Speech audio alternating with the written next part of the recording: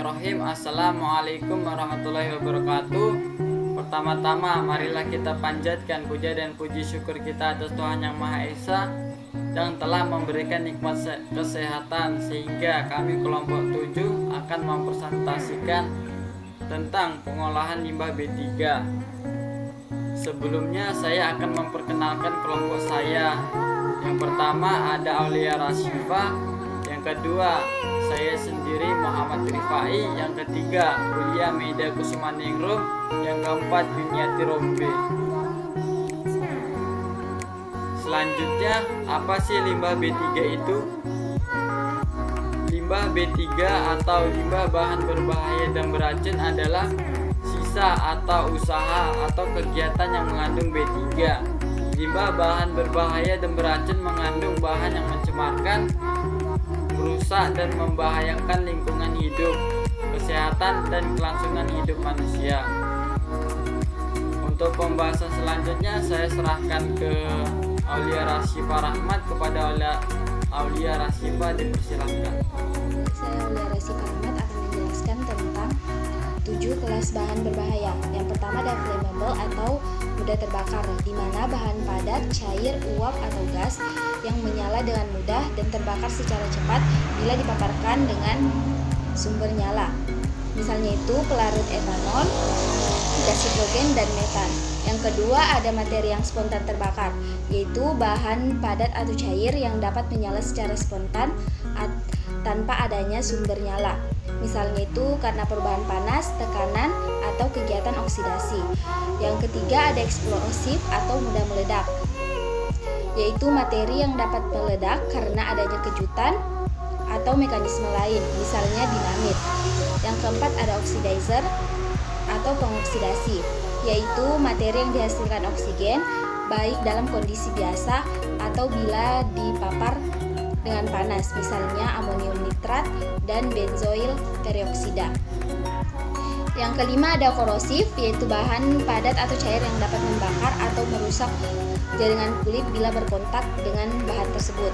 Yang keenam ada toksik, yaitu bahan beracun yang dalam dosis kecil dapat membunuh atau mengganggu kesehatan, seperti hidrogen cyanida. Yang ketujuh ada radioaktif. Selanjutnya saya akan menjelaskan tentang dampak dari limbah B3.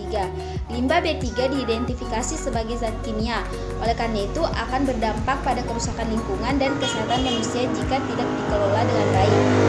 Sesuai peraturan pemerintah nomor 18 tahun 1999 tentang pengelolaan limbah bahan berbahaya dan beracun, limbah B3 bersifat mudah meledak, mudah terbakar, bersifat reaktif, korosif, beracun atau toksik, dan penyebab infeksi.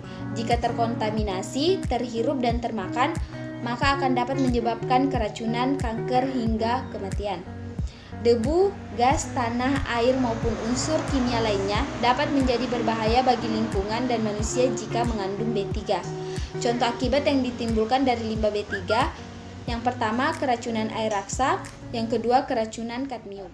Pengolahan limbah B3. Pengolahan limbah bahan berbahaya dan beracun B3 adalah proses untuk mengubah jenis, jumlah, dan karakteristik limbah B3 menjadi tidak berbahaya atau tidak beracun, atau imobilisasi limbah B3 sebelum ditimbun, atau memungkinkan agar limbah B3 dimanfaatkan kembali atau didaur ulang. Proses pengolahan limbah B3 dapat dilakukan secara 1. Pengolahan fisika dan kimia, 2. Stabilisasi atau solidifikasi, 3. Insinerasi. 1. Pengolahan fisika dan kimia. Proses pengolahan secara fisika dan kimia bertujuan untuk mengurangi daya racun limbah B3 dan atau menghilangkan sifat karakteristik limbah B3 dari berbahaya menjadi tidak berbahaya. 2. Stabilitas atau solidifikasi.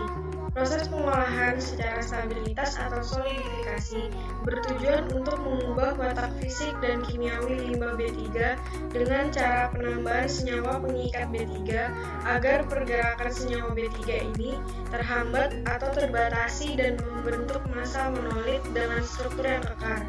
3. Insinerasi. Proses pengolahan secara insinerasi bertujuan untuk menghancurkan senyawa B3 yang terkandung di dalamnya menjadi senyawa yang tidak mengandung B3. Pengolahan limbah B3 harus memenuhi beberapa persyaratan diantaranya. Yang pertama, lokasi pengolahan B3 dapat dilakukan di dalam lokasi penghasil limbah atau di luar lokasi penghasil limbah. Yang kedua, fasilitas pengolahan harus menerapkan sistem operasi. Yang ketiga, penanganan limbah B3 sebelum diolah. Yang keempat, pengolahan limbah B3 jenis perlakuan terhadap limbah B3 tergantung dari karakteristik dan kandungan limbah. Dan yang kelima, hasil pengolahan limbah B3. Baik, berikut contoh dari studi kasus pengelolaan limbah B3. Kami mengambil dari jurnal Identifikasi Jenis dan Pengelolaan Limbah Bahan Berbahaya dan Beracun Rumah Tangga, studi kasus Kelurahan Pasar Tais, Kecamatan Seluma, Kabupaten Seluma, di mana pengolahan sampah di Kabupaten Seluma dilakukan oleh Dinas Lingkungan Hidup Kabupaten Seluma melalui bidang kebersihan pada dinas tersebut. Namun pengolahan sampah yang masih dilakukan dengan mengumpulkan sampah langsung dari rumah warga itu tanpa melalui pemisahan terlebih dahulu antara limbah domestik dan limbah yang mengandung B3. Meskipun ada sebagian warga yang telah memilah limbah B3 di rumah, namun mereka tidak tahu akan dibuang kemana limbah tersebut, dan pada akhirnya mereka menyerahkan limbah B3 tersebut kepada petugas kebersihan dan dikumpulkan menjadi satu dengan sampah domestik.